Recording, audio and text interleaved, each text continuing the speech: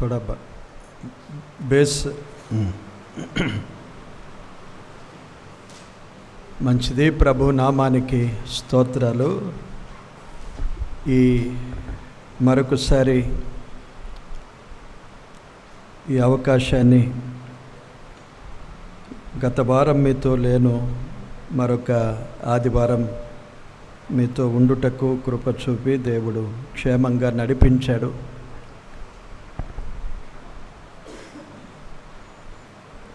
పరిశుద్ధ గ్రంథము నుండి మనము దేవుని వాక్యాన్ని ధ్యానించుకుందాము. కొన్ని నిమిషాలు క్లుప్తముగానే ధ్యానిస్తాం, ఎందుకంటే చాలా సమయం తక్కువగా ఉన్నది.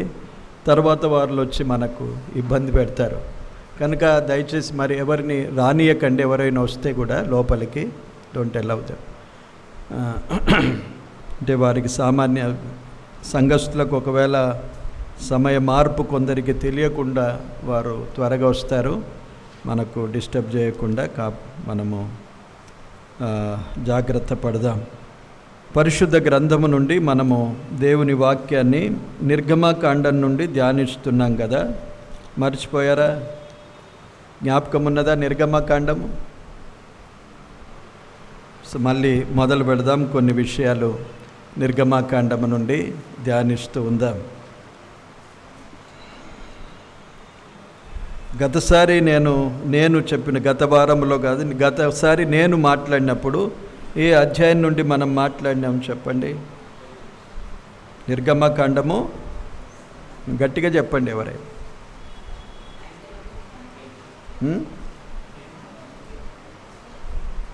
గట్టిగా చెప్పేది ఏదో గట్టిగా చెప్తే ఎవరు చెప్పినా నాకు వినపడుతుంది కదా. మీలో మీరు అనుకుంటే ఎట్లా? తప్పైనా పర్వాలేదు, చెప్తూ ఉండాలి, మాట్లాడుతూ ఉండాలి, మనము యాక్టివ్గా ఉండాలి. 19వ అధ్యాయం నుండి మనము చదివి కొన్ని విషయాలు ఆలోచన చేశాము. ఏ వాక్యాన్ని ధ్యానించాను చెప్పండి?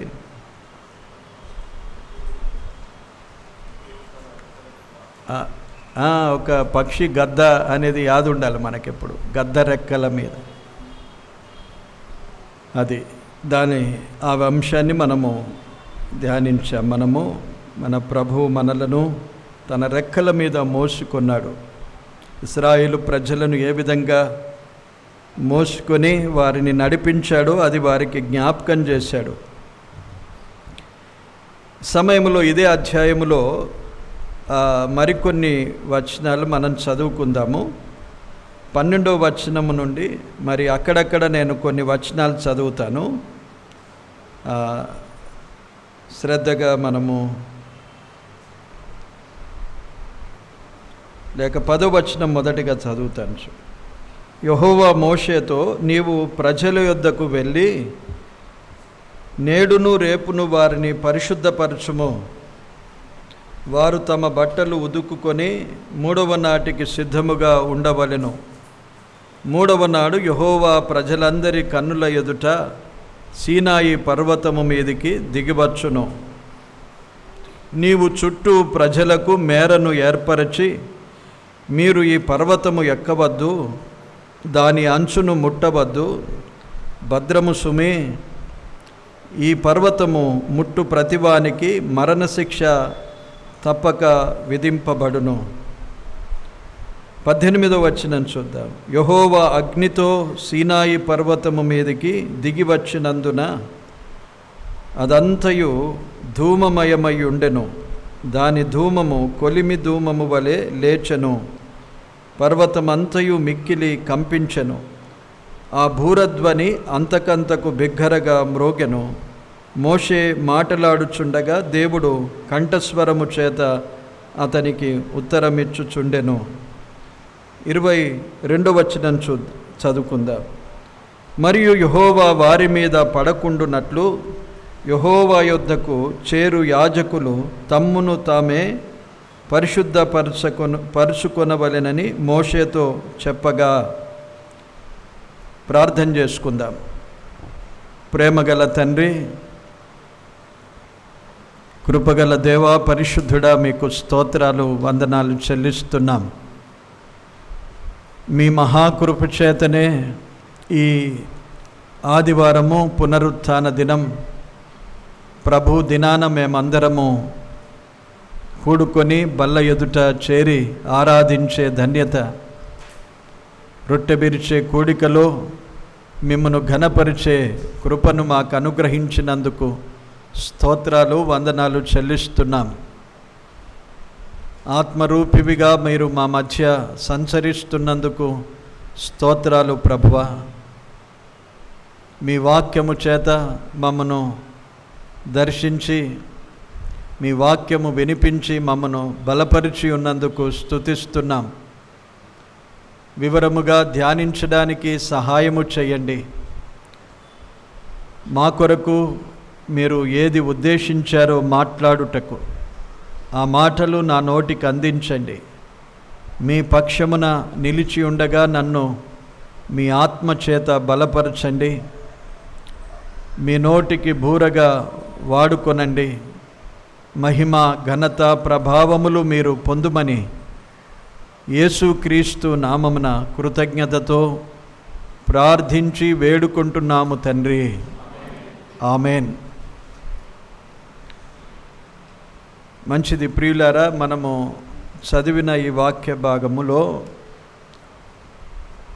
దేవుడు సీనాయి పర్వతం మీదకి దిగి వస్తున్నాడు. మొట్టమొదటిసారిగా ఇశ్రాయేలు ప్రజల మధ్యకు ఆ సీనాయి పర్వతం మీదకి దేవుడు దిగి వచ్చిన సందర్భం ఇది. సీనాయి పర్వతం మీదనే దేవుడు ఇశ్రాయేలు ప్రజలకు ఈ మనం పదాజ్ఞలు అని చెప్పుకుంటాం చూడండి. పదాజ్ఞలు అవి చాలా ప్రాముఖ్యమైన ఆజ్ఞలు. అది ఇశ్రాయేలు ప్రజలకు మాత్రమే కాక నేడు దేవుని పిల్లలమైన మనందరి కొరకు దేవుడు సెలవిచ్చిన ఆజ్ఞలవి. అందులో ఒక విశ్రాంతి దినమును గూర్చిన ఆజ్ఞ తప్ప తక్కినవన్నీ నేటి క్రైస్తవులము, ప్రభు పిల్లలమైన మన కొరకు దేవుడిచ్చిన ఆజ్ఞలే. ఈ సీనాయి పర్వతం మీదకి దేవుడు దిగివచ్చి మాట్లాడాడు మోషేతో. ఈ మాటలు ఇశ్రాయేలులందరూ విన్నారు. దేవుడు ఒక నియమాన్ని లేక ఒక కట్టడను చాలా ఖచ్చితంగా వారికి చెప్పాడు. ఆ పర్వతం మీదకి దేవుడు దిగి వస్తుండగా ఇశ్రాయేలు ప్రజలందరూ 10వ వచనంలో చూడండి, పరిశుద్ధపరచబడాలి. దేవుడు వారి మధ్యకు సీనాయి పర్వతం మీదకి దిగి వచ్చినప్పుడు వారు పరిశుద్ధపరచబడాలి అని మోషేకు ఆజ్ఞాపించి వారిని పరిశుద్ధపరచుము అన్నాడు. రెండవది ఏమన్నాడు? ఈ పర్వతము చుట్టూ మేరలను ఏర్పరిచి ఎవడు ఈ పర్వతానికి ఎక్కి రాకూడదు. ఎక్కి రాకూడదు మాత్రమే కాదు, ముట్టకూడదు అన్నాడు. ఈ పర్వతమును ముట్టు ప్రతివానికి ఏం చెప్పాడు చూడండి, ఎంత కఠినమైన మరణశిక్ష తప్పకుండా విధించబడవలెను అన్నాడు. ఈ మాటలు మనసులో ఉంచుకోండి. తర్వాత ప్రభు దేవుడు దిగి వచ్చినప్పుడు ఎలాగూ దిగి వచ్చాడు? అగ్నితో అన్నాడు. అగ్నితో సీనాయి పర్వతం మీదకి దిగి వచ్చినందున అని 18వ వచనములో మనం చూసాం. ఇక 22వ వచనములో, మరియు యెహోవా వారి మీద పడకుండునట్లు యెహోవా యొద్దకు చేరే యాజకులంతా తమ్మును తామే పరిశుద్ధపరచుకొనవలెనను అని మోషేతో చెప్పాడు. ఈ వచనాలన్నీ మనకు ఏ పాఠాన్ని నేర్పిస్తున్నాయంటే, దేవుడు ఇశ్రాయేలు ప్రజల మధ్యకు సీనాయి పర్వతం మీదకి దిగి వస్తున్నాడు. వచ్చిన సమయంలో ఇశ్రాయేలు ప్రజలంతా ఎలాగుండాలి? పరిశుద్ధపరచబడాలి వారు. తర్వాత దేవుడు దిగిన ఆ పర్వతాన్ని ఎవరు తాకకూడదు. ముట్టకూడదు, ఆ పర్వతం మీదికి ఎక్కి రాకూడదు అని ఖండితంగా ఆజ్ఞాపించాడు. ఒకవేళ అలాగూ చేస్తే మరణ శిక్ష విధించబడుతుంది అన్నాడు. ఆ పర్వతాన్ని ముట్టుకున్నా వాడు మరణించవలసిందే అన్నాడు. ఇక దేవుడు దిగి రావడం కూడా అగ్నితోనే దిగి వచ్చాడు. ఇక యాజకులు దేవుని సన్నిధికి చేరేవారు. చూడండి అక్కడ ఏం రాశాడు, యెహోవా యొద్దకు చేరు యాజకులు తమ్మును తామే పరిశుద్ధపరచుకొనవలెను. యెహోవా యొద్దకు చేరే యాజకులు తమకు తాము పరిశుద్ధపరచుకోవాలి, లేకపోతే యెహోవా వారి మీద పడుతాడు అనేది రాశాడు. వారి మీద పడకుండునట్లు, యెహోవా ఉగ్రత వారి మీదికి రాకుండునట్లు అన్నాడు. ఈ అన్ని వచనాల్లో మనం చూస్తే ప్రజలు, యాజకులు దేవుని సన్నిధికి రావాలంటే ఏం చేసుకోవాలి? పరిశుద్ధపరచుకోవాలి. అది చాలు మనకు. అదే మనము తెలుసుకొనవలసిన మాట ఇక్కడ. ఇది చాలా కఠినమైన ఆజ్ఞ. ఇది ఇశ్రాయేలు ప్రజలు ఒకవేళ దీనిని మీరితే వారికి ఏమున్నది? మరణశిక్ష ఉన్నది. కనీసము తాకను కూడా తాకొద్దన్నాడు, సమీపమునకు కూడా రావద్దన్నాడు. దేవుని యొక్క ఆ స్వరూపము లేక ఆ దృశ్యాన్ని ఎలాగూ చూపించాడు? అగ్నివలే చూపించాడు. దేవుడు దహించు అగ్ని అయి ఉన్నాడు అనే విషయాన్ని మనము జ్ఞాపకం ఉంచుకోవాలి. ఎప్పుడు దేవుడు ప్రేమామయుడు, కనికరము గలవాడు. అవును, ప్రేమామయుడే, కనికరము గలవాడే, దయగలవాడే, కరుణ వాత్సల్యత గలవాడే. కానీ పరిశుద్ధత విషయములో ఆయన ఎలాంటివాడు? అగ్ని వంటివాడు. అగ్ని వంటివాడు. ఆయన సన్నిధికి చేరడానికి వీల్లేదు. యాజకుడైనా కానీ తనను తాను పరిశుద్ధపరచుకోవాలి.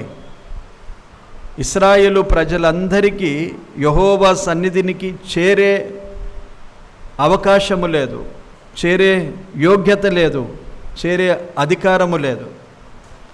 ఇశ్రాయేలు ప్రజలలో లేవి గోత్రములో ఆ గోత్రీకులందరికి కూడా లేదు. ఆ గోత్రములో అహరోను గోత్రములో, అహరోను వంశములో అహరోనుకును తన కుమారులకును యెహోవా సన్నిధానానికి చేరి యాజకత్వము చేయడానికి దేవుడు వారికి ఆ భాగ్యాన్ని ఇచ్చాడు, ఒప్పుకున్నాడు. వారికి మాత్రమే ఉన్నది. ఎవడైనా పోయి నేను పోతాను, నేను యాజకత్వం చేస్తాను అంటే చాలా ప్రమాదాన్ని ఎదుర్కొంటాడు. అందుకే యెహోవా అగ్ని వంటి స్వరూపాన్ని చూపించాడు. ఈ యాజకుడు కూడా తనను తాను పరిశుద్ధపరచుకొనకపోతే ఈ యాజకుని పని కూడా అంతే. యాజకుడిని కూడా దేవుడు విడిచిపెట్టడు. తనకు తాను పరిశుద్ధపరచుకోవాలి. యాజకులు అభిషేకించబడ్డారు.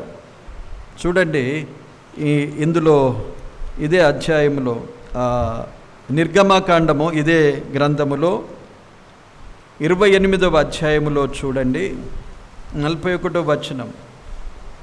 నీవు నీ సహోదరుడైన అహరోనుకును అతని కుమారులకును వాటిని తొడిగింపవలెను. వారు నాకు యాజకులగునట్లు వారికి అభిషేకము చేసి వారిని ప్రతిష్ఠించి వారిని పరిశుద్ధపరచవలెను అన్నాడు. దేవుని యాజకత్వానికి అనే దేవుని సన్నిధిలో యాజక సేవ, ఆరాధించే సేవ యాజకునికి మాత్రమే ఉండగా ఈ యాజకుడు అభిషేకించబడాలి. మొదట ఈ యాజకుడు ప్రతిష్ఠించబడాలి. ఈ యాజకుడు పరిశుద్ధపరచబడాలి. ఈ 3 విధాలుగా తను తాను అలాగూ అప్పగించుకుంటేనే తప్ప, సరిచేసుకుంటేనే తప్ప యాజకత్వము చేయరాదు. అభిషేకము అంటే తైలాభిషేకము ఉన్నది. నిర్గమకాండము ఇక 32వ అధ్యాయానికి అయితే 30వ అధ్యాయంకి అయితే ఆ తైలాభిషేకమును గురించి రాశాడు. ఈ అభిషేక తైలము, ఈ తైలముతో అభిషేకించాలి. వీటన్నిటిలో ఆత్మీయమైన మర్మాలు, సంగతులు ఉన్నాయి. వాటన్నిటికీ మనము ధ్యానానికి వెళ్ళడం లేదు. ఆ పాఠం కాదు ఈరోజు మనకు. కానీ మొత్తానికి ఈ ప్రాసెస్ జరగాలి, ఈ ప్రక్రియ వారికి జరగాలి. ఊరికే అహరోను వంశములో ఉన్న కుమారులు కానీ అహరోను కానీ నేరుగా యాజక ధర్మాన్ని చేయడానికి వీల్లేదు. వారు మొదట అభిషేకించబడాలి, ప్రతిష్ఠించబడాలి, తమను తాము ప్రతిష్ఠించుకోవాలి దేవునికి. ఇక అదే పని వారికి, వేరే పని ఉండదు. వారు సంపూర్ణంగా ప్రభు కొరకే పనిచేసేవారు. తర్వాత వారు పరిశుద్ధంగా ఉండాలి, పరిశుద్ధపరచుకోవాలి. లేవియ కాండములో దేవుడు పరిశుద్ధతను గూర్చి, తినే విషయాల్లో పరిశుద్ధత, శరీర సంబంధముగా ఉండవలసిన పరిశుద్ధత, ప్రవర్తన విషయంలో పరిశుద్ధత, శారీర రీతిగా ఉండవలసిన పరిశుద్ధత, హృదయ సంబంధమైన పరిశుద్ధత, ఇవన్నిటిని గూర్చి లేవియ కాండములో చాలా స్పష్టంగా చెప్పాడు. ఈ లేవియ కాండం అంతా పరిశుద్ధతను గూర్చే వ్రాయబడింది. అనేక అంశాలలో పరిశుద్ధత ఉండాలి. తినే విషయంలో కూడా పరిశుద్ధత, ఏవి నిషిద్ధమైనవి, ఏవి తినకూడదు, ఏవి తినాలి, పవిత్రమైనవి, అపవిత్రమైనవి. శరీరములో ఉన్న ఏ రోగాలు అపవిత్రమైనవి, ఏవి పవిత్రంగా కనిపించేవి. అపవిత్రమైన రోగాలు, కుష్ఠరోగాన్ని గురించి చాలా వివరంగా చెప్పాడు 2 అధ్యాయాలు. ఇంకా కొన్ని పరిస్థితులు శరీరములో స్రావము కలిగినప్పుడు ఇవంతా అపవిత్రత. శరీర అపవిత్రతతో కూడా దేవుని సన్నిధిలో యాజకులు ఉండరాదు, సమీపించరాదు. లేవియ కాండం చూడండి, లేవియ కాండము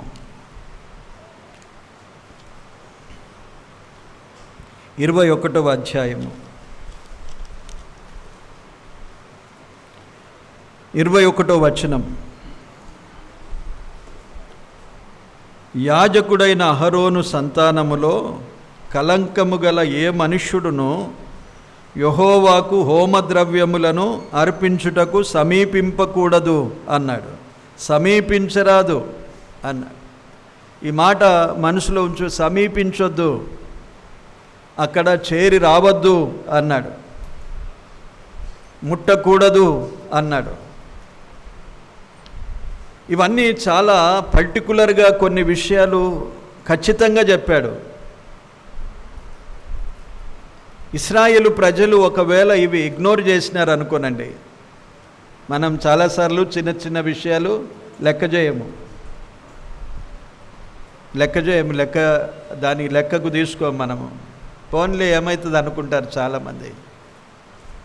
కానీ ఆ దినాల్లో అవకాశమే లేదు. దేవుడు ఖచ్చితంగా వారికి ఆజ్ఞాపించాడు.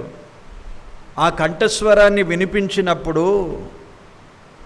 వారు వినలేకపోయారు, భయపడ్డారు. మోషేతో ఈ మాట అంటున్నారు చూడండి, 20వ అధ్యాయం 19వ వచనములో దేవుడు ఆ మాటలు వినిపిస్తుండగా పర్వతం మీద మోషే, తర్వాత దేవుడు మాట్లాడుచున్న మాటలు వినబడుతున్నాయి అందరికీ. ఈ వినడాని కొరకే వారు పరిశుద్ధంగా ఉండాలి అన్నాడు. దేవుని మాట వినిపిస్తారు, దేవుని చూడడానికి కాదు, ఇంకా ముట్టుకోవడానికి కాదు, only to listen his words. ఆయన కంఠస్వరాన్ని వినడానికి వారిని పరిశుద్ధపరచమన్నాడు. ఆ పర్వతము చుట్టూ మేరలు పెట్టాడు, అక్కడికి ఎవరు రావద్దు, దూరంగా ఉండి వినాలి. అంటే కేవలం ఆయన స్వరాన్ని వినడానికి కూడా పరిశుద్ధతను దేవుడు కోరుకున్నాడు. ఆ కంఠస్వరాన్ని వినిపించాడు, వారు వింటూ ఉండగా చూడండి వారు ఎలాగూ భయపడిపోయారో. 19వ వచనం 18 నుండి చదువుకుందాం. 20 ప్రజలందరూ ఆ ఉరుములు, ఆ మెరుపులు, ఆ భూరధ్వనియు, ఆ పర్వత ధూమమును చూచి భయపడి తొలగి దూరముగా నిలిచి మోషేతో ఇట్లనిరి, నీవు మాతో మాట్లాడుము, మేము విందుము. దేవుడు మాతో మాట్లాడిన ఎడల మేము చనిపోదుము అని మోషేకు చెప్తున్నాడు. అయ్యా మాతో నీవే మాట్లాడు, దేవుని మాటలు మేము వింటే మేము చచ్చిపోతాం. దేవుని మాటలలో ఉన్న ఎంత గాంభీర్యత, పవిత్రత, ఆ ఉరుములు, ధ్వనుల వంటి స్వరము వారు విని దాన్ని తట్టుకోలేకపోయారు, భయపడిపోయారు. కానీ దేవుడు ఆ మాటలు వినిపించాడు. ఎందుకు వినిపించాడో చెప్పాడు చూడండి 20వ వచనములో. అందుకు మోషే, భయపడకుడి, మిమ్మును పరీక్షించుటకును మీరు పాపము చేయకుండునట్లు ఆయన భయము మీకు కలుగుటకును దేవుడు వేంచేసేనని ప్రజలతో చెప్పాను. దేవుడు ఎందుకు వచ్చాడు, ఎందుకు మాట్లాడుతున్నాడు? మిమ్మును పరీక్షిస్తాడు, మీరు పాపము చేయకుండునట్లు భయపడాలి.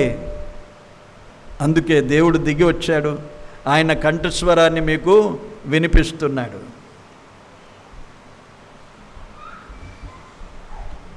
దేవుని మాటలు వింటూ ఉండగా దేవుడు ఏం పరీక్షిస్తున్నాడంటే, వారు ఆ మాటలు విని పాపము చేయకుండా భయపడాలి.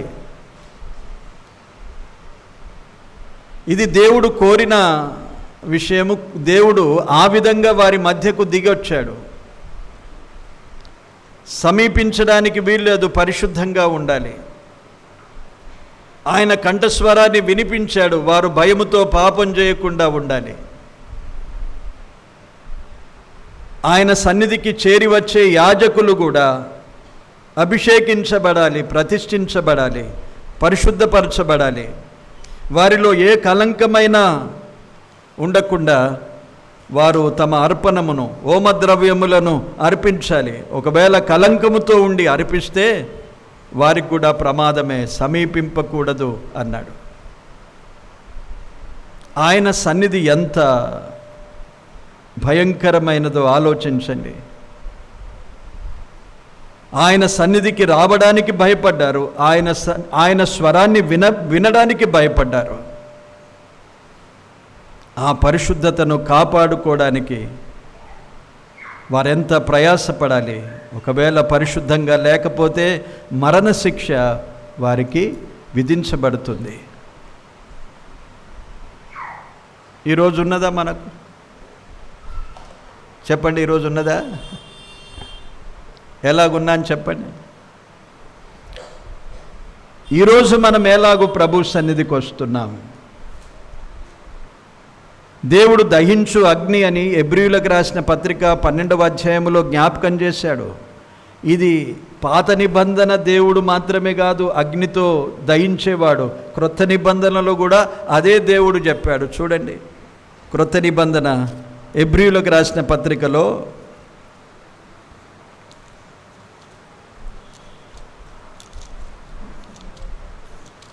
హెబ్రీయులకు రాసిన పత్రిక 12వ అధ్యాయము ఆఖరి వచనం చూడండి.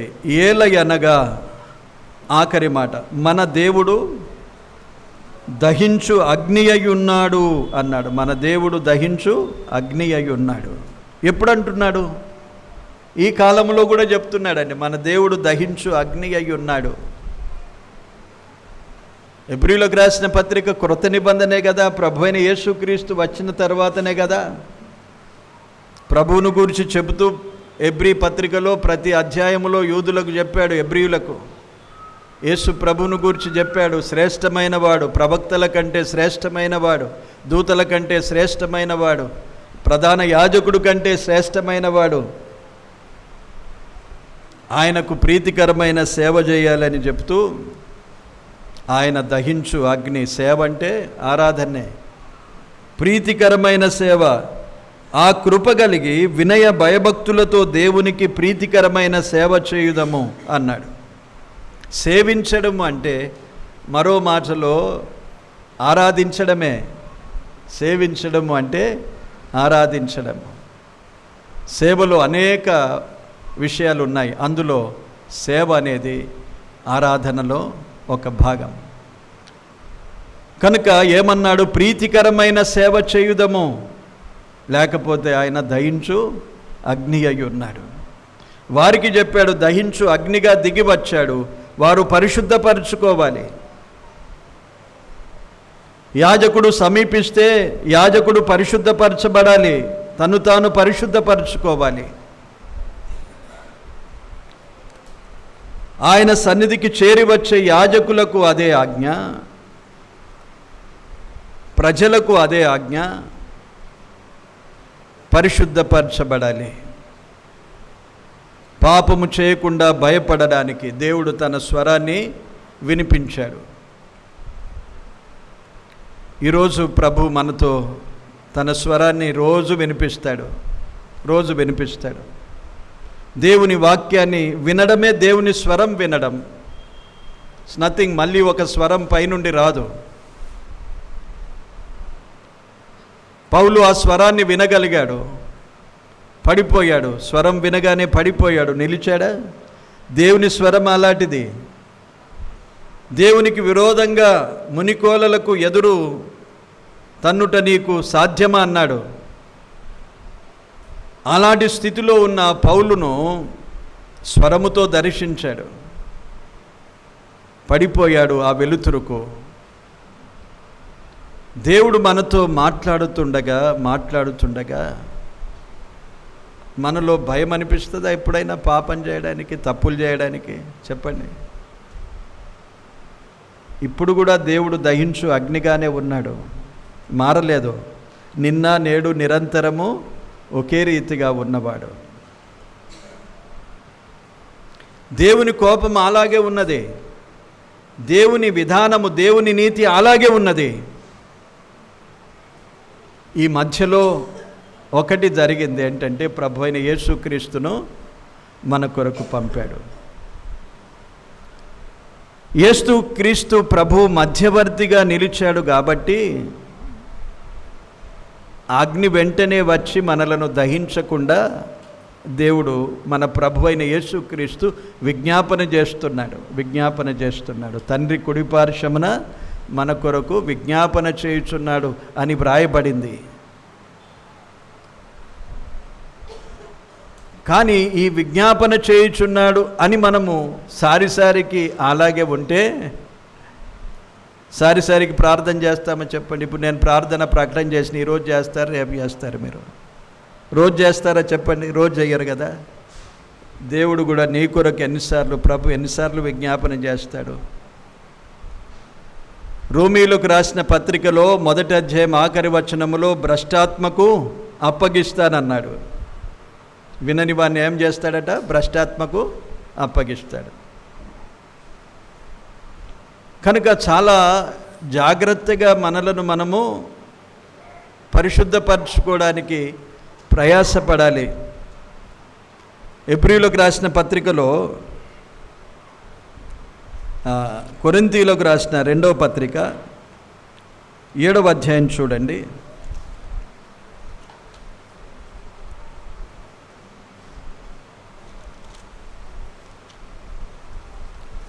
మొదటి వచనం, ప్రియులారా, మనకు ఈ వాగ్దానములు ఉన్నవి గనుక దేవుని భయముతో పరిశుద్ధతను సంపూర్తి చేసుకొనుచు శరీరమునకును ఆత్మకును కలిగిన సమస్త కల్మషము నుండి మనలను పవిత్రులనుగా చేసుకొందము అన్నాడు. దేవుడు ఒకసారి మనలను తన రక్తములో కడిగి పవిత్రపరిచాడు. అది ఒక్కసారే జరుగుతుంది. ఎబ్రీయులకు రాసిన పత్రిక 10వ అధ్యాయములో ఒక్కసారే పరిశుద్ధపరచబడతాము అన్నాడు. ఇప్పుడు మనలను మనము పరిశుద్ధపరచుకోవాలి అని ఇక్కడ చూస్తున్నాం. శరీరానికి ఆత్మకును కలిగిన సమస్త కల్మషము నుండి మనము దేవుని భయముతో పరిశుద్ధతను సంపూర్తిగా చేసుకుంటూ మనలను మనం పవిత్రులనుగా చేసుకొందము అన్నాడు. ఏదైనా మాలిన్యం అంటింది అనుకోనండి, అలాగే ఉంచుకొని వస్తామా ఇక్కడికి? ఏమన్నా మనం చాలా చక్కగా తయారయ్యొచ్చా, మధ్యలో ఏదో అంటింది, మనకు బురద అంటిందో ఏదో మలినం అంటిందో వస్తూ అట్లనే కూర్చుంటావా? వచ్చి కూర్చోం కదా, వెంటనే పోయి కడుక్కుంటాం. ఒకవేళ మరీ ఎక్కువ ఉంటే ఇంటికి వెళ్ళి మళ్ళీ మార్చుకొని వస్తా. మురికితో అలాగే మనం ఉండలేం, మాలిన్యంతో అలాగ ఉండలేం. కానీ మనము దేవుని పిల్లలంగా దేవుడు మనలను పరిశుద్ధపరిచి ఉండగా పరిశుద్ధతను గూర్చి భయము లేకుండా అదే మాలిన్యముతో కొనసాగితే ఎలాగుంటుంది చెప్పండి? అది తగదు. దేవుడు చెప్పాడు, మనలను మనము పరిశుద్ధపరచుకొందము అన్నాడు. పవిత్రత, పరిశుద్ధత లేకపోతే ఏం జరుగుతుంది? అక్కడ మరణశిక్ష వారికి. దేవుని సన్నిధికి సమీపించకూడదు అన్నాడు. దేవుడు వారి మధ్య సంచరించినప్పుడు వారు పరిశుద్ధంగా ఉండాలి. ఆదివారం ఆరాధన అంటే అనాలోచనగా చేసేది కాదండి, అనాలోచనగా చేసేది కాదు. పాత నిబంధన గ్రంథములో లేవియకాండము 10వ అధ్యాయములో 2 యాజకులే వచ్చారు. అహరోను కుమారులే నాదాబు, అబీహులు. వారిద్దరూ ఒక అగ్ని తీసుకొని వచ్చారు ధూపం వేయడానికి. ఇక్కడ లేవియకాండంలో చూసాం కదా మనము, కలంకమైనను ఏదైనాను ఉంటే ఆ ధూపము వేయకూడదు, సమీపించకూడదు అన్నాడు. వారిద్దరు అలాగ చేశారు. ఏమైపోయింది? వెంటనే దహించు అగ్నిగా చూపించిన ప్రభు అగ్ని చేత వారిని దహించేశాడు యాజకులను. ఈరోజు మనకేమి లేదా? దేవుని సన్నిధికి అలాగే వస్తే ఏముండదా? ఆ దేవుడే కదా, ఆ దేవుడే పరిశుద్ధుడు. నేను పరిశుద్ధుడను గనుక మీరును పరిశుద్ధులై యుండుడి అన్నాడు. ఆ దేవుడు మలినమైపోయాడా? మనం ఎలాగైనా వచ్చి ఆరాధన చేస్తే, ఎలాగైనా వచ్చి ఆయనను సమీపిస్తే?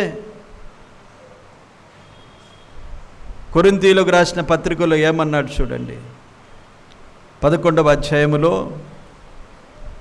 తను తాను పరీక్షించుకొనక. ఏ పరీక్ష? ఇదే పరీక్ష. నేను పరిశుద్ధంగా ఉన్నానా? దేవుణ్ణి సమీపిస్తున్నాను, ఆయన బల్లను సమీపిస్తున్నాను, ఆయన రొట్టెలో పాలు పొందుతున్నాను. ఆ రొట్టె ఏంటంటే ఆ రొట్టె యేసుప్రభు శరీరము. అంటే ఆయన శరీరాన్ని ముడుతున్నాం మనం. ఆ గిన్నెలోనిది క్రొత్త నిబంధన నా రక్తము అన్నాడు. ఇప్పుడు ఏం చేస్తున్నాం? దాన్నే ముడుతున్నాం మనం, దాన్నే తాగుతున్నాం. అది ముట్టకూడదు అన్నాడు. అపవిత్రంగా ఉంటే, పరిశుద్ధపరచుకోకపోతే ముట్టకూడదు అన్నాడు. యంత్రము ఎలాగైనా ముడతారు, ఎలాగైనా తీసుకుంటారు, వివేచన లేకుండా ముడతారు. కానీ ఇప్పుడు ఏమన్నాడంటే, చాలామంది ఏమైపోతారు? రోగులైపోతారు అన్నాడు. ఆ పత్రిక మనకు జ్ఞాపకం చేస్తాను చూడండి. ఇప్పుడు 29వ వచనం 11వ అధ్యాయం, ప్రభు శరీరమని వివేచింపక తిని త్రాగువాడు తనకు శిక్షావిధి కలుగుటకే తిని త్రాగుచున్నాడు. శిక్షావిధి ఉన్నది అనేది జ్ఞాపకం ఉంచుకోండి. ఇందువలననే మీలో అనేకులు బలహీనులు, రోగులునై ఉన్నారు, చాలామంది నిద్రించుచున్నారు. అయితే మనలను మనమే విమర్శించుకుని ఎడలా తీర్పు పొందకపోదము. మనము తీర్పు పొందిన ఎడల లోకముతో పాటు మనకు శిక్షావిధి కలగకుండునట్లు ప్రభు చేత శిక్షింపబడుచున్నాము అన్నాడు. ఇక్కడ ఏమున్నది చెప్పండి? వివేచన లేకుండా పాలు పొందితే శిక్ష ఉన్నది. ఏ శిక్ష విధిస్తాడో తెలియదు, కానీ 2 చెప్పాడు. అక్కడ రోగులైతారు, పౌలుకు తెలిసినవి 2 చెప్పాడు. కానీ ఇంకా దేవుడు ఎన్నెన్ని శిక్షలతో మనలను బాధిస్తాడో తెలియదు. ఆయన తీర్పు ఎలాగుంటుందో తెలియదు. పౌలేమి ప్రభువు కాదు కదా. పౌలుకు తెలిసిన మాటలు కొన్ని చెప్పాడు. మీలో రోగులైతారు అన్నాడు, బలహీనులైపోతారు అన్నాడు, చాలామంది నిద్రిస్తున్నారు అన్నారు. అందుకే నిద్రించడం అంటే చచ్చిపోవడం. ఇది మనము కొంత చాలా సులువుగా తీసుకోవడానికి ఆత్మీయ స్థితికి మలుచుకుంటాం దీన్ని. ఎందుకంటే కఠినంగా వాళ్ళని చచ్చిపోతారంటే ఎట్లా? చెప్పేవాడు భయపడతాడు, వినేవాడు భయపడతాడు. మరొకడు సమర్థించాడు, దేవుడు ఎట్లా చంపేస్తాడు అంటారు. క్షమించేవాడు కదా అంటారు కదా. ఎన్నెన్నో మనకు మనమే దీని నుండి తప్పించుకునే ప్రయత్నాలు చేస్తాం మనం. రోగులైతారు అన్నాడు. ఏ రోగమో? ఆత్మీయ రోగమా, శరీర రోగమా? మరి ఆత్మకు రోగం ఉన్నదా? రోగులైతారంటే రోగులే కదా, మనకు తెలిసింది రోగులే. బలహీనులు అన్నాడు. ఆత్మీయంగా బలహీనులైతారా, శరీర రీతిగా బలహీనులైతారా? ఇందులో చర్చ అవసరం లేదు. ఏమి అందులో మనము పెద్దగా ఆలోచించవలసిందేది, ఏదైనా కావచ్చు నీకు. కనుక చాలా భయముతో అన్నాడు, భయపడాలి అన్నాడు, భయపడాలి. దేవుని మాటలు వినిపిస్తున్నప్పుడు ఏం జరగాలి? మీరు పాపమును గూర్చి భయపడాలి. దేవుడి వాక్యాన్ని వినిపిస్తున్నప్పుడు మనము దాన్ని మరో విధంగా చర్చించడానికి, మరో విధంగా మాట్లాడుకోవడానికి, మరో విధంగా మలుచుకోవడానికి కాదు, కానీ ఆ వాక్యము విన్నప్పుడు మనము పాపమును గూర్చి భయపడాలి. శిక్ష విధి ఉన్నది. దేవుని సన్నిధానానికి ఎలాగూ చేరేస్తున్నాము. ఎన్నోసార్లు హెచ్చరిస్తారు, ఎన్నోసార్లు ఎందరిదో ఎన్నో వాక్యాలు ఆరాధనలో కూడా మనము ఈ వాక్యాలను ఆలోచన చేస్తాం. కానీ దేవుని సన్నిధి అంటే ఎంత భయం ఉన్నదో మనము పరిశీలించుకోవాలి. దేవుడు ఎలాంటి వాడో మనం చూసాము. ఇప్పుడు మనము దేవుని సన్నిధికి ఎలాగూ రావాలో ఎబ్రీయులకు రాసిన పత్రికలో ఒక మాట మనం చూద్దాం. చూడండి, 10వ అధ్యాయములో ఒక 2 మాటలు చూసుకొని ముగించుకుందాం. ఎబ్రీయులకు రాసిన పత్రిక 10వ అధ్యాయము 22వ వచనం చదువుకుందాం. మనస్సాక్షికి కల్మషము తోచకుండునట్లు, ఇది ఒక మాట, ప్రోక్షింపబడిన హృదయములు గలవారము అన్నాడు. ఇది రెండవది, నిర్మలమైన ఉదకముతో స్నానము చేసిన శరీరములు గలవారమునయుండి విశ్వాస విషయములో సంపూర్ణ నిశ్చయత కలిగి యథార్థమైన హృదయముతో మనము దేవుని సన్నిధానమునకు ఏమన్నాడు? చేరుదము అన్నాడు. మనకింకా చాలా విషయాలు చెప్పాడు ఇక్కడ. వారికి ఒకటే, పరిశుద్ధపరచుకోమన్నాడు. పరిశుద్ధపరచుకోవాలి. ఇప్పుడు మనకెన్ని చెప్పాడు చూడండి. మనస్సాక్షికి కల్మషము ఉండద్దు. దేవుని సన్నిధానానికి వచ్చినప్పుడు మన మనస్సుకు కల్మషం అనిపించొద్దు. మనం చేసిన తప్పులను బట్టి మనస్సాక్షి మనలను తప్పుపడుతుంది. ఎవడు తప్పుపట్టకున్నా నీ లోపల నిన్ను తప్పుపట్టే ఒక క్రియను దేవుడు ఉంచాడు, నీ మనస్సాక్షిని.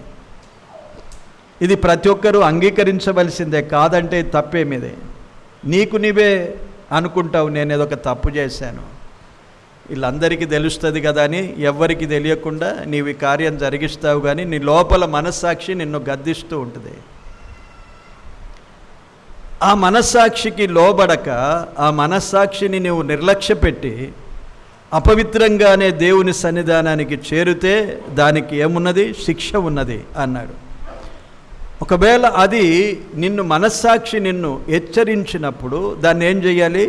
కల్మషమును కడిగి వేసుకోవాలి అన్నాడు. దానికి పరిష్కారం ఉన్నది. దాన్ని కడిగి వేసుకోవాలి, ఒప్పుకోవాలి, తొలగించుకోవాలి. అందుకే అక్కడ ఇంకా ముందు వచనాలు ఏమన్నాడు? ప్రోక్షింపబడిన హృదయాలు గలవారై అన్నాడు.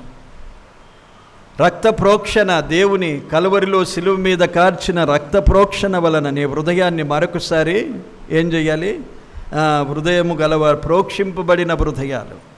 ఆ దేవుని సన్నిధిలో నీవు పశ్చాత్తాపడుతుంటే ఏం జరుగుతుందో చూడండి. యోహాను రాసిన మొదటి పత్రిక 1వ అధ్యాయం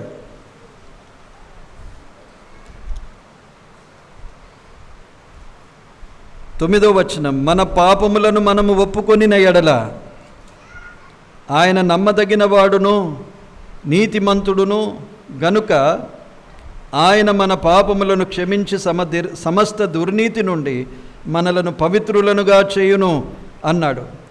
7వ వచనములో చూడండి, ఆయన కుమారుడైన యేసు రక్తము ప్రతి పాపము నుండి మనలను పవిత్రులనుగా చేయును అన్నాడు. ప్రోక్షింపబడిన హృదయాలు. మళ్ళీ ఇవన్నీ ఒప్పుకుంటే జరిగే క్రియ, మనం ఒప్పుకోకపోతే జరగదు. నేను అందులోనే కొనసాగుతా, ఏం జరగదు నాకు అనుకుంటే శిక్ష ఉన్నదని మాత్రము మర్చిపోవద్దు. శిక్ష ఉంటుంది. ఏ శిక్షనో, ఒకటి రోగాలు వస్తాయో, బలహీనలు అవుతామో, తుదకు చచ్చిపోతామో, ఏం జరుగుతుందో తెలియదు, దేవుడు ఎలాగూ శిక్షిస్తాడో తెలియదు, కానీ శిక్ష తప్పదు అనే విషయాన్ని మనము గుర్తించాలి. అందుకే మనం దేవుని సన్నిధానానికి చేరి వచ్చేటప్పుడు ఏం చేస్తాము? ఒకరోజు ముందు ప్రార్థన చేయడం, అదే ప్రార్థన చేసుకుంటాం. అందరం సంఘముగా కూడి ప్రార్థిస్తాం, విజ్ఞాపన చేస్తాం అనేకుల కొరకు. సిద్ధపాటు దినం, ఇశ్రాయేలుకు విశ్రాంతి దినం కంటే ముందు సిద్ధపరిచే దినం ఉండేది. మనకు విశ్రాంతి దినము లేదు, కానీ ప్రభు దినం ఉన్నది. ప్రభు దినము కొరకు సిద్ధపడాలి మనం. మనకిప్పుడు విశ్రాంతి దినం లేదు, ప్రభు దినం. అది ఈరోజు ఏమంటారు? ఇది ప్రభు దినం. ఇశ్రాయేలుకు విశ్రాంతి దినాన వారు విశ్రాంతిగా ఉండాలి. అంటే వారు ఏ పని చేయొద్దు. మనం ఆదివారాన ఏ పని చేయొద్దు, కానీ ప్రభు దగ్గర, ప్రభు సన్నిధానానికి చేరి రావాలి. ఇది ప్రభు దినం కాబట్టి ప్రభు కొరకు ఈ దినాన్ని మనము అప్పగించుకొని ఉండాలి. కనుక ఈ దినం కొరకు మనము సిద్ధపడాలి అనే విషయాన్ని ఆ దినాలు అవి జ్ఞాపకం చేస్తున్నాయి మనకు. ప్రభు దినము కొరకు సిద్ధపడిన వారు ఉన్నారా చెప్పండి? ఇక్కడికి రాకముందు, ఆరాధించకముందు సిద్ధపడేవారు, అంటే తమ హృదయాలను సరిచేసుకునేవారు, తమ స్థితిని వారు గ్రహించేవారు, దేవుని సన్నిధిలో వారమంతా లేక తమ స్థితిగతులను అన్నీ పరిశీలించుకునేవారు. ఏదో ఈ రొట్టె ఇది ఆశీర్వాదం అనుకోవద్దు. ఏదది? దహించు అగ్ని. దేవుడు ముడితే రొట్టె ఏంటి? దేవుడిని ఆనాడు దహించు అగ్నిగా చెప్పాడు. ముట్టొద్దన్నాడు. పర్వతం మీదకి వస్తాను, అది ముడితే మీరు ఏమైపోతారు? మరణము అయిపోతారు, మరణ శిక్ష మీకు. దహించి వేసేవాడు. ఆ ప్రభువును మనం ముట్టబోతున్నాం. ఆ రొట్టెను మనం ముడతాం, ఆ గిన్నెలోనిది తాగుతాం. మనం మనుషులను చూసి మనము కొనసాగద్దు. దేవుడు శిక్షిస్తాడు. మనుషులు ఏమనుకుంటారు? పోన్లే, ఇంకేదో అలవాటు ఉన్నట్లున్నది అనుకుంటారు అనుకునేటోళ్ళు, లేకుంటే ఏదో మనసు సరిగా లేనట్లున్నది అనుకుంటారు, ఇడిచిపెడతారు. నేనెవడు శిక్షించడు. కానీ దేవుడు ఒకవేళ నీవు మనుషులను భ్రమపెట్టి దేవుని బల్లను అపవిత్రపరుస్తే దేవుడు శిక్షిస్తాడు. దురలవాట్లు ఉన్నాయా? మానుకునేదాకా ఇందులో పాలు పొందొద్దండి. అపవిత్రంగా చేయొద్దు, మానుకోండి, పాలు పొందండి. రక్షింపబడిన వారు కూడా దురలవాట్లను మానుకొని వారు ఉన్నారు. మీకు ఒకవేళ ఆ బలహీనత మీరు మానుకోలేకపోతే దేవుని బల్లను అపవిత్రపరచకూడదు. అది మరింకా ఎక్కువ శిక్షకు గురైపోతాం మనం. అందుకే దేవుని సన్నిధానానికి వచ్చేటప్పుడు మనస్సాక్షి కల్మషంగా ఉండొద్దు. ఎవరితోనైనా సమాధానంగా లేకపోతే ఊకే ఆ మనిషి వస్తుంది, దాని ముఖం చూడాలా, దాని ముఖం చూడాలా, ఎట్లా నేను అని ఏదో ఒక అనుమానంతో, సంశయంతో, సందేహంతో వస్తూ ఉంటావు. ఆ మనస్సాక్షి నిన్ను ఒకవేళ గద్దిస్తే నీ అర్పణ అక్కడ ఇడిచిపెట్టు, వెళ్ళి సమాధానపడమన్నాడు. ఇంత త్యాగం చేస్తాం మనం చెప్పండి. ఒకరు మాట్లాడలేకపోతే వాళ్ళ దగ్గరికి అమ్మా నన్ను క్షమించు, నా మీద ఏదో నీకు ఆయాసం ఉన్నట్లున్నది, నాకు అనిపిస్తున్న మొన్నటి నుంచి నా ముఖం చూస్తలేవు, సరిగా నాతో మాట్లాడతలేవు, నాకు అర్థమైపోయింది ఏదో బాధ ఉన్నది నా మీద, మరి ఏదన్నా ఉంటే క్షమించు అని అడుగుతామా ఎప్పుడన్నా? దేవుడు ఎంత మంచి విధానాన్ని చెప్పాడు మనకు. మత్తయి సువార్త 5వ అధ్యాయంలో అదే మాటలు చెప్పాడు మనకు. అలాగూ సమాధాన పడిన తర్వాత నీ అర్పణ అంగీకరిస్తానన్నాడు. కయీను అర్పణ అందుకే అంగీకరించలేదు. ఏబేలు మీద మనసులో బాగా పెట్టుకున్నాడు, సహోదరుని మీద. దుష్క్రియ లోపల ఉన్నది కయీనుకు. అసూయ ఉన్నది తమ్ముని మీద కనుక అర్పణ తీసుకొచ్చాడు. మనమేమనుకుంటాం, కాయగూరలు తీసుకొచ్చాడు అందుకే దేవునికి ఇష్టం కాలేదు, కాయగూరలు అంగీకరించలేదు, గొర్రెపిల్ల మాంసం ఇష్టం దేవునికి, మాంసం అంగీకరించినాడు అనుకుంటారా? ఏబేలుని ఎందుకు అంగీకరించాడు? మాంసం కొరకు కాదు, గొర్రెపిల్ల కొరకు కాదు. ఏబేలు హృదయం దేవుని సన్నిధిలో యథార్థంగా కనిపించింది. కయీను హృదయము అపవిత్రంగా ఉన్నది, కల్మషంతో ఉన్నది, సత్క్రియలు లేవు, పాపము పొంచి ఉన్నది వాకిట. అందుకే కయీను అర్పణ అంగీకరించలేదు. ఆ హృదయములో ఉన్నదాన్ని కనుపరిచాడు, వెంటనే ఏబేలును చంపేశాడు. ఆ హృదయముతో వస్తే దేవుడు అంగీకరించడు ఆరాధన. నీ సహోదరుని మీద నీకేదైనా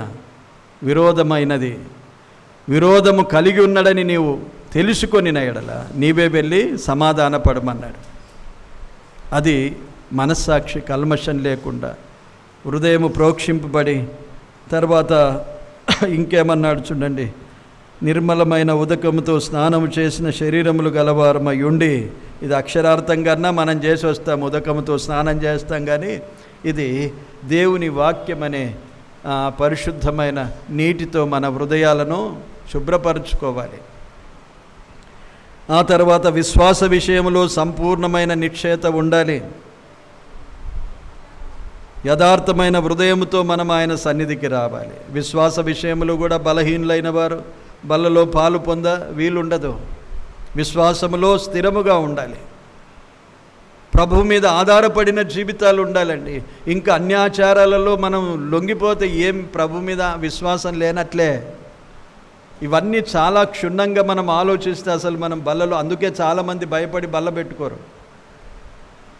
వీరంతా ఎందుకు పెట్టుకోరండి? నెలకు బల్ల పెట్టుకుంటారు. ఎందుకు భయపడతారు? ప్రతి ఆదివారం ఎవడుంటాడు, ఇంత ఖచ్చితంగా ఎవడుంటాడు, ఎవడు దాన్ని ముట్టాలి, ఎందుకు మాకు శిక్ష అనుకుంటారు. కానీ నన్ను జ్ఞాపకం చేసుకోవడానికి దీనిని చేయమని చెప్పాడు. చేయాలి. అది చేస్తూ ఉన్నప్పుడెల్లా మన జీవితాలను ఎప్పటికప్పుడు ప్రభువుకు అనుకూలంగా పరిశుద్ధపరచుకొని ఉండాలి. ఇన్ని విధాలుగా మనము దేవుని సన్నిధికి వచ్చేటప్పుడు పరిశీలించుకోవాలి. ఏదేదో ఆలోచనలతో, ఏదేదో మనసులో విరోధమైన మనసు, కల్మషమైన మనసు, విశ్వాస విషయంలో బలహీనులం, ఏదో రాది ఒక ప్రసాదం తీసుకుంటే అదే సంతోషం అనుకుంటే అది విశ్వాసం లేని జీవితమే. ఇవన్నీ చాలా ప్రాముఖ్యమైన అంశాలు, కానీ మనము చాలా తేలికగా విడిచిపెడతాం. అలవాటు పడిపోయాం. ఎందుకు విడిచిపెడతామంటే ఇది అలవాటు పడిపోయాం. మనం ఆరాధన కొరకు అలవాటు పడిపోయాం. ఎంతన్నా దూరం కానీ, ఎంతన్నా లేట్ కానీ, ఏమన్నా కానీ నాకు అందులో ఇది ఇయ్యాల, అది ఒకటి మన ఏంటి, ఆ రొట్టెలో నేను పాలు పొందాలి. కొందరైతే అంత అయిపోయినాక నాకు ఇవ్వమంటారు. అది మనలో లేదు, మనక్కడ లేదు, మన సంఘంలో అలవాటు పెట్టలేదు. కొందరు సంఘాల్లో అంత అయిపోయినాక కూడా అది పక్కకు పెట్టిన తర్వాత అందులో తీసుకొని సంతోషిస్తారు. అంటే ఈ బల్లను, ప్రభు సన్నిధిని, ప్రభు సహవాసమును ఎంత చులకనగా తీసుకుంటున్నాం అనేది ఈరోజు మనకున్న పరిశీలన. ఈ బల్ల మాత్రమే కాదు, దేవుని సహవాసము, దేవుని సన్నిధి. ఎక్కడ ఇద్దరు లేక ముగ్గురు నా నామమున కూడి ఉందరో అక్కడ నేను ఉంటానని సెలవిచ్చాడు. ఆయన సన్నిధి ఉన్నదా లేదా చెప్పండి? ఆయన సన్నిధిలో ఇప్పుడు ఎలాగున్నాం మనం? ఆ పర్వతం మీదికి దేవుడు దిగి వస్తేనే ఇన్ని నిబంధనలు వారికి ఏర్పాటు చేశాడు.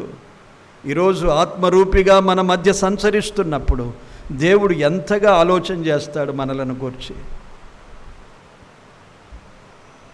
అందుకే కొందరు ఏమంటారంటే, కొందరిలో ఆత్మ లేడంటారు, ఆ సంఘములో ఆత్మ లేడు అంటారు. ఎందుకు అంటే సంఘం పరిస్థితి అలాగ ఉన్నదంట అనుకుంటారు. ఆ సంఘములో అందరూ త్రాగుబోతులే, సంఘములో అందరూ తిట్టుబోతులే, అందరూ ఒకరికొకరు విరోధంగా జీవించేవారే. ఎక్కడ ఆ సంఘములో పవిత్రత ఉన్నది? ఎలాగుంటాడు ప్రభువు ఆ మధ్య, వారి మధ్య? ఎలాగూ పరిశుద్ధాత్మ దేవుడు వారి మధ్య ఉంటాడు అని అనేకులు కొందరు ఏమంటారంటే, ఫలాని సంఘములో ఆత్మ లేదంటారు. కొందరు అనేదేమో అది గంతులు వేసే ఆత్మ అనుకోనండి. కొందరేమో నిజంగా ఆత్మీయులు లేరు అక్కడ, ఆత్మ వారి మధ్య నివసించదు అనుకుంటారు. మన మట్టుకు మనము ఈ విషయాలన్నీ జాగ్రత్తగా ఆలోచించాలి. ప్రభు మన మధ్య ఉన్నాడు అనే స్థితిని మనం గుర్తెరిగితే ఆయన సన్నిధానానికి మనం ఎలాగూ రావాలి,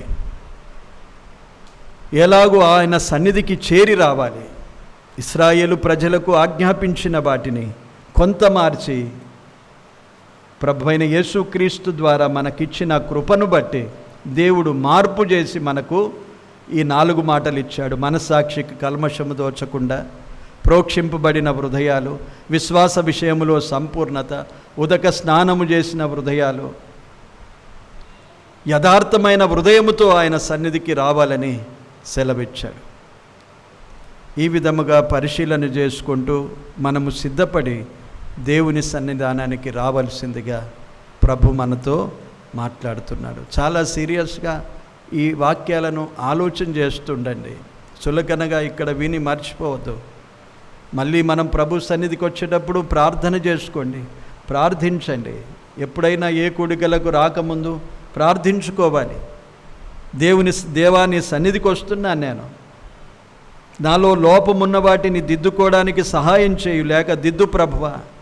కనీసం ఈ అప్పగించుకునైనా ప్రభు సన్నిధికి చేరి వస్తే ప్రభు కనికరించేవాడు గనుక మనలను కాపాడుతూ ఉంటాడు. దేవుడి మాటలు దీవించును కాక. ఆమేన్. పరిశుద్ధుడా, మహాగణుడా, మీకు స్తోత్రాలు ప్రభువా. మీ కృప చేత ఈ మధ్యాహ్న కాలం మొదలుకొని సాయంకాలం వరకు మీ సన్నిధిలో మిమ్మల్ని ఆరాధించుటకు కృపనిచ్చావు. స్తోత్రాలు. అనేక విషయాలు పరిశుద్ధతను గూర్చి, మీ సన్నిధిని గూర్చిన సంగతులను మాకు వినిపించినందుకు స్తోత్రాలు. కనికరము గల దేవుడవు గనుక మేము ఇంకా బ్రతికున్నాం ప్రభువా. మేము ఎన్నోసార్లు తప్పిపోవచ్చున్నాం. మీ సన్నిధిని అపవిత్రపరిచిన వారము, మీరున్న సంగతినే మేము మరిచిపోయి భయము లేకుండా మెదిలిన వారము. మీరు మాట్లాడుచుండగా మాలో భయం కలగాలి. పాపమును గూర్చిన భయం ఇశ్రాయేలు ప్రజలలో కలగడానికే దేవుడు మాట్లాడినాడని సెలవిచ్చావు. స్తోత్రాలు ప్రభువా. మమ్మను బలపరచండి, మీ ఆత్మతో నింపండి. తిరిగి వెలుచుండగా మా ప్రయాణాల్లో తోడై ఉండండి. మరొకసారి దేవా, మేమందరం కలిసి మిమ్మను స్తుతించే భాగ్యము మాకిమ్మని మా రక్షకుడు విమోచకుడు యేసుక్రీస్తు నామమున కృతజ్ఞతతో ప్రార్థించి వేడుకుంటున్నాము తండ్రి. ఆమేన్.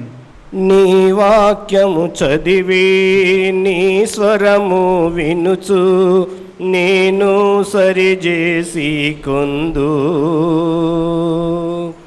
నీ వాక్యము చదివి నీ స్వరము వినుచు నేను సరిచేసి కొందు.